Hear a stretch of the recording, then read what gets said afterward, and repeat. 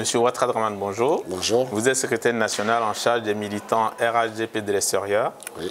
Vous êtes ici à Paris pour les activités de votre parti. Oui. Comment se porte le RHDP en France? Le RHDP en France se porte bien. Je pense que sur le curseur, nous avons une période assez importante, en 2020.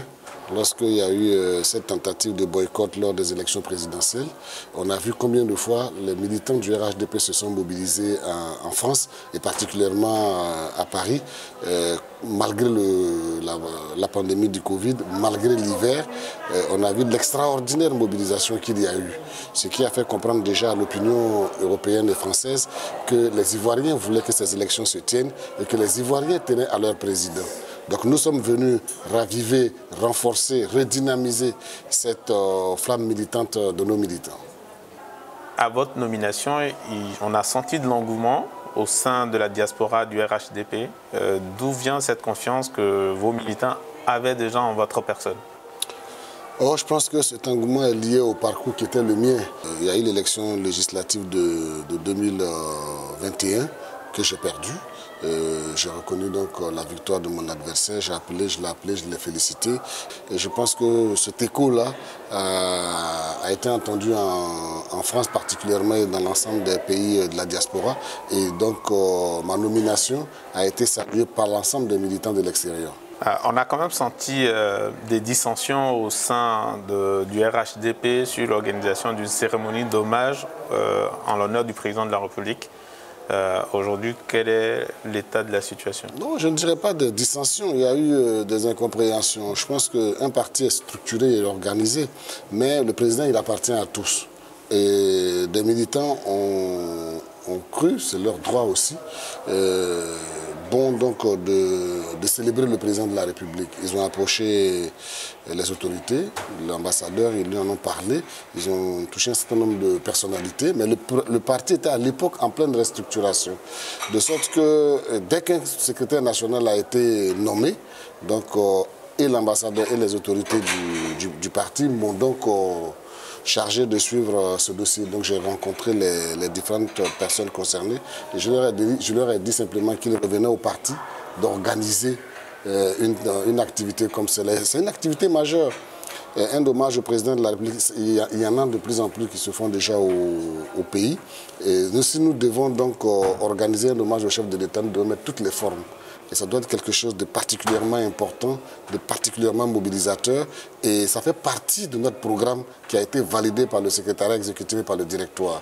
Donc, en temps opportun, tous ensemble, au niveau des militants de l'Europe, nous allons donc rendre un vibrant hommage au chef de l'État et lui dire merci et bravo pour ce qu'il fait pour la Côte d'Ivoire. Vous êtes surtout le secrétaire départemental de votre parti au Plateau. Oui. Quels sont les défis auxquels vous êtes confrontés dans cette commune? Les défis, il n'y en a plus véritablement, il n'y a plus de contradiction véritable puisque le président a choisi le candidat du parti aux prochaines municipales. À l'époque, il y avait une sorte de clan entre mon jeune frère Fabrice Awignon et moi-même sur le leadership de la commune qui allait être candidat, qui allait diriger donc la liste du parti au municipal à venir. Et le parti a décidé que ce soit mon jeune frère Fabrice Awignon. Ma décision à la suite de cela a été connue, je l'ai communiqué. Et donc j'ai félicité mon jeune frère qui a été choisi. Je l'ai présenté aux militants. Nous avons organisé récemment une réunion commune entre les deux teams, entre les deux équipes pour les fusionner. Et elles sont en train de travailler ensemble pour l'organisation de l'élection municipale à venir.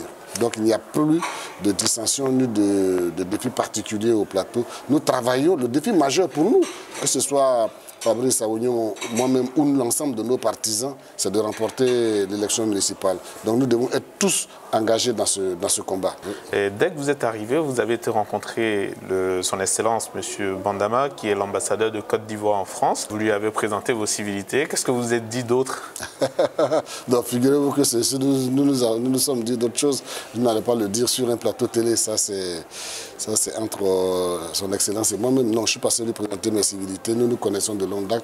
Nous sommes au parti ensemble depuis très longtemps. C'est un aîné pour qui j'ai beaucoup d'admiration. Donc je suis passé lui présenter mes civilités, bien entendu parler du pays et de l'actualité du moment. Alors, donc, pour le séminaire pour lequel vous êtes ici, sur quoi est-ce qu'il porte? Nous avons estimé qu'il était important parce que nous avons connu quelques difficultés dans la gestion de nos militants à l'extérieur et particulièrement avec certains cyberactivistes. Nous avons connu quelques difficultés et nous avons souhaité, en parfaite symbiose avec le secrétariat exécutif adjoint en charge de la communication et de la propagande, nous avons convenu d'organiser un séminaire en direction des vecteurs d'opinion que sont nos responsables politiques à l'extérieur et les cybermilitants. Je dis bien cybermilitants, ceux qui animent les réseaux sociaux et défendent la cause du parti. Nous avons estimé qu'il était important d'organiser en leur direction un séminaire ici à Paris pour renforcer leurs capacités, pour leur donner le maximum d'informations sur l'idéologie du parti, sur la structuration, l'organisation du parti, sur la maîtrise des réseaux sociaux, sur la conduite et de la prise de parole, surtout pour ceux qui auront la charge donc, de nous représenter lors de débats sur les plateaux télé. Et ça a été très utile. D'accord. Et donc là, à la fin de ce séminaire, quel sentiment vous anime? Est-ce que vous avez été entendu par les militants? Oui, ça a été un sentiment de joie. Tous les séminaristes nous ont félicités pour l'initiative et ont apprécié différentes présentations qui ont eu lieu. Et je profite donc de l'occasion pour remercier vraiment chaleureusement mon ami et frère, l'ambassadeur Claude Sailly, qui est le secrétaire exécutif adjoint en charge de la communication et de la propagande, qui a bien voulu mettre ses équipes à disposition pour que nous puissions ensemble co-animer ce séminaire qui a été très fortement apprécié, comme je le disais tantôt, par l'ensemble des séminaristes. D'accord. Alors, vous avez été découvert en 2018 par le reste des Ivoiriens hors RHDP. Et c'était à propos des élections. Les militants de votre parti voulaient que vous soyez le candidat au plateau, sauf que le parti a choisi M. Sawignon. Pourquoi? Que ce soit en 2018 ou cette année, je ne vais pas critiquer, analyser la décision du président de mon parti. Moi, je l'ai dit, j'ai eu l'occasion de le dire publiquement, je l'ai dit aussi en privé. Le président, qui est notre patron à nous tous, a pris une décision. Les raisons lui appartiennent. Donc il a pris une décision. Dès lors qu'une décision du président est communiquée, nous devons faire en sorte que cette décision-là se traduise en réalité. Nous sommes des soldats. Militants, ce n'est pas très lourd des militaires. Donc, en militant et militant disciplinés, nous nous sommes dit qu'il faut que nous exécutions donc la décision du président du parti. Les compétences de chacun sont connues. Je pense que chacun aura sur un terrain ou un autre la possibilité de s'exprimer. Le président a choisi que ce soit Fabrice Sawignon pour l'élection municipale. Ce sera Fabrice Sawignon pour l'élection municipale. Un jour, ce sera Ouattara Dramane pour autre chose certainement ou pour cette élection. Mais je souhaite qu'on gagne cette élection pour le président. Oui, mais déjà en 2018, vous aviez des envies. Et en 2023, c'est encore M. Sawignon qui a été choisi. Si cette fois-ci, il ne gagne pas, qu'est-ce que vous allez faire? Pour le moment, je ne veux même pas penser à cela. Je vais travailler pour qu'il gagne. Et le président a voulu que ce soit lui, le parti l'a choisi, donc tous les militants doivent travailler pour que le parti gagne. Il faut aller au-delà de ma personne, au-delà de la personne de Fabrice Sawignon. Il faut que le parti gagne. On entend dire que là, vous le soutenez parce que derrière, vous voulez qu'il vous soutienne pour les législatives pour lesquelles vous êtes... Qui vous dit que je serai candidat aux législatives? Je n'en sais rien. Et puis que Dieu nous prête vie. On décidera en ce moment-là. Je n'épilogue pas sur l'avenir. L'avenir de chacun appartient à Dieu. J'avais une ambition. Parce que je suis du plateau, j'ai milité au plateau depuis 1994, j'ai aidé à construire le parti au plateau, j'avais légitimement une ambition, mais cette ambition, je la mets en berne parce que le président a décidé que ce soit quelqu'un d'autre qui soit candidat. Je vais travailler pour que mon parti gagne et puis on verra. Mais pour le moment là, je ne vais pas me mettre dans des schémas. Quand ils vont être contrariés, on va être dans une autre posture. Non. Pour le moment, il y a un combat, c'est de gagner l'élection municipale. Quand on va la gagner, le reste va se décliner. D'accord. Récemment, 49 soldats ivoiriens ont été arrêtés au Mali. Ça a vraiment créé des tensions qui ont duré un certain temps. Comment vous avez vécu tout ça et qu'est-ce que vous pensez de la situation et aussi du dénouement qu'il y a eu derrière? Je pense deux choses. La première chose, cela ne devrait jamais arriver. Les liens séculaires qu'il y a entre le Mali et la Côte d'Ivoire ne permettent pas qu'il y ait ce type d'incompréhension. Donc c'est un incident regrettable. On ne va pas aller dans le comment du pourquoi. Il est arrivé, nous regrettons que cet incident ait eu lieu. La deuxième chose, c'est de rendre un vibrant hommage au président de la République.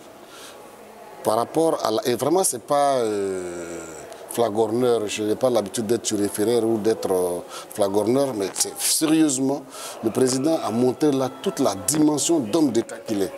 Parce qu'il savait l'impatience de son peuple, il savait l'énervement général suscité par cette affaire. Le président est resté calme. Il a donné voix à la diplomatie. Méthodiquement, il a suivi ce dossier qui a connu un heureux dénouement. Nous disons bravo au président de la République. Ses frères et sœurs qui étaient détenus malheureusement au Mali sont rentrés chez eux, ont réintégré leur famille, leur emploi, et cet incident-là, nous l'oublions. Nous le mettons derrière nous et nous devons maintenant, ensemble, le Mali et la Côte d'Ivoire, regarder vers l'avenir. Ne plus faire en sorte que ce type d'incident arrive parce que nous avons un destin lié. Le Mali et la Côte d'Ivoire sont trop liés pour qu'il y ait ce type de contradiction entre ces deux pays. En termes d'actualité dans la sous-région ouest africaine, le Mali, la Guinée et la Côte d'Ivoire et le Burkina Faso sont dirigés par des militaires. Oui. Est-ce que ce trio qui chapeaute notre pays, la Côte d'Ivoire, ne crée pas une certaine anxiété au sein des dirigeants de Côte d'Ivoire? Bien entendu, tous les dirigeants, si vous êtes responsable, vous devez être inquiet.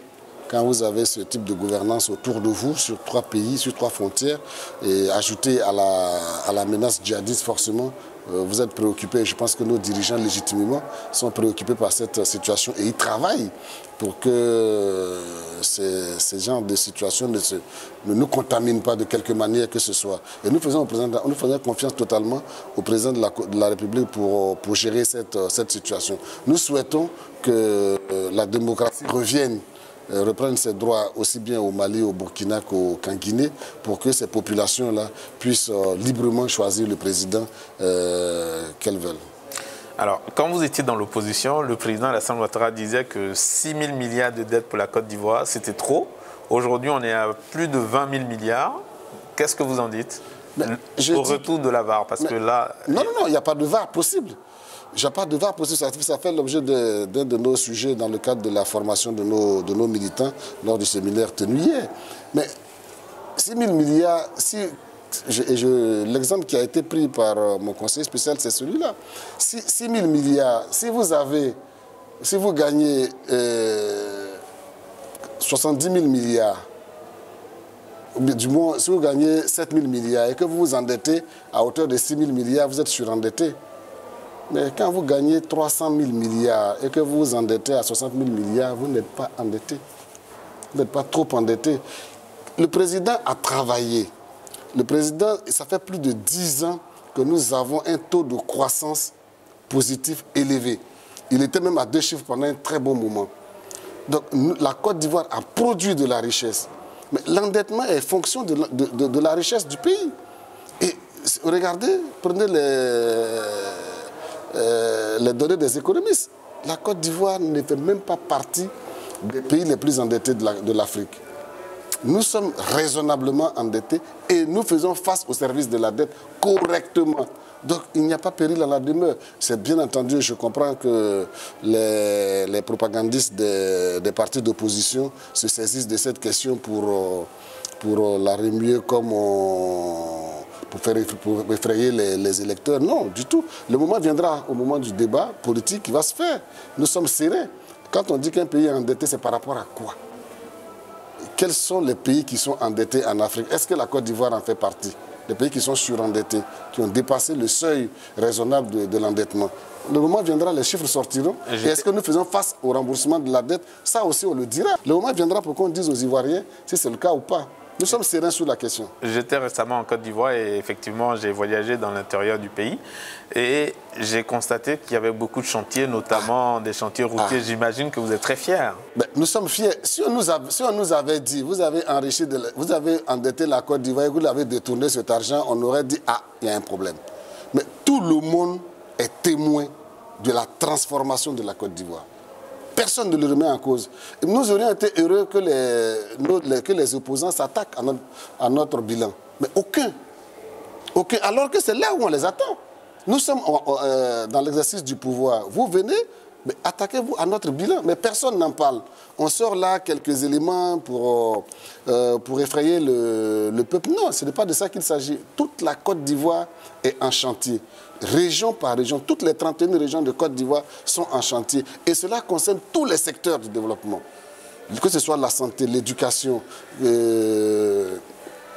tous les pans de développement sont pris en compte par le programme national de développement de la Côte d'Ivoire. La Côte d'Ivoire est aussi en ce moment en train de construire une tour F qui va être très très haute.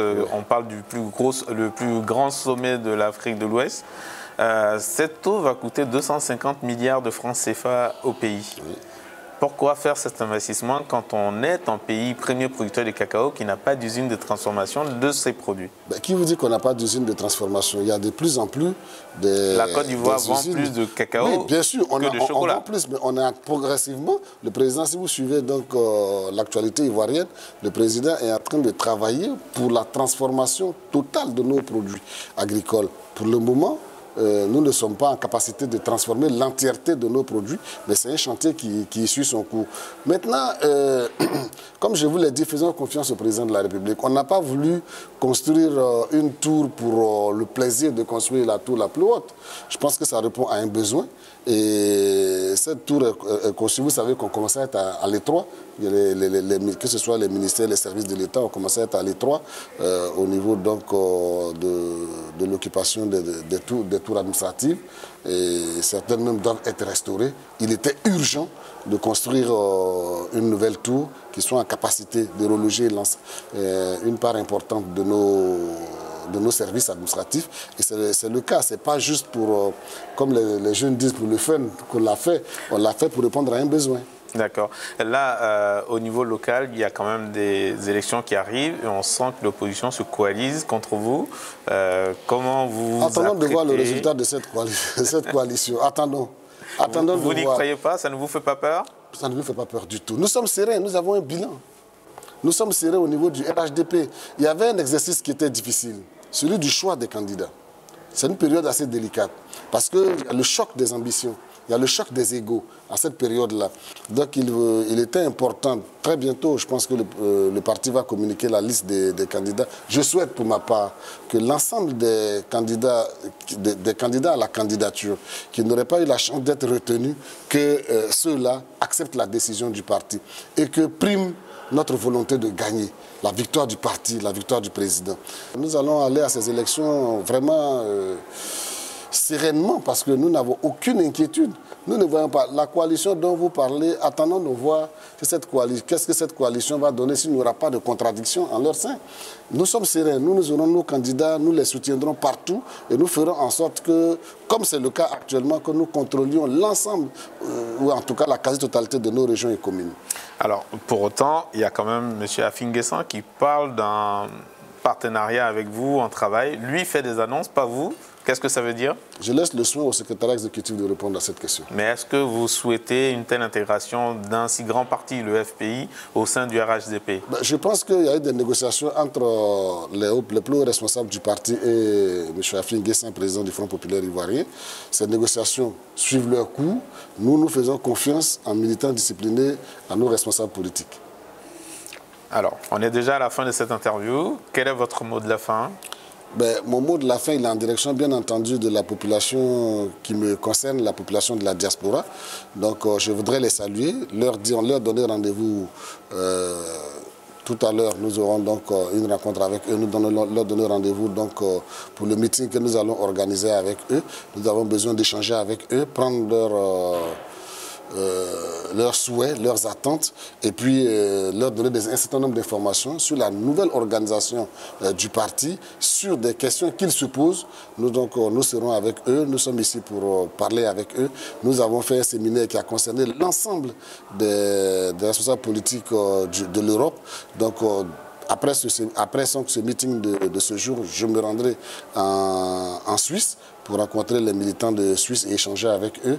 Et puis, nous irons donc nous recueillir sur la tombe d'un de nos vaillants militants, Ceci Savané, qui est décédé du côté de Strasbourg. Et le parti n'avait pas eu l'occasion de lui rendre l'hommage qu'il mérite. Donc nous partirons là-bas, lui rendre cet hommage-là. Et puis, nous allons avoir des B2B, des échanges avec certains de nos militants qui ont souhaité nous rencontrer avant de nous rendre à Côte d'Ivoire. Merci, monsieur le secrétaire national, et très bon retour à vous à Abidjan. Merci.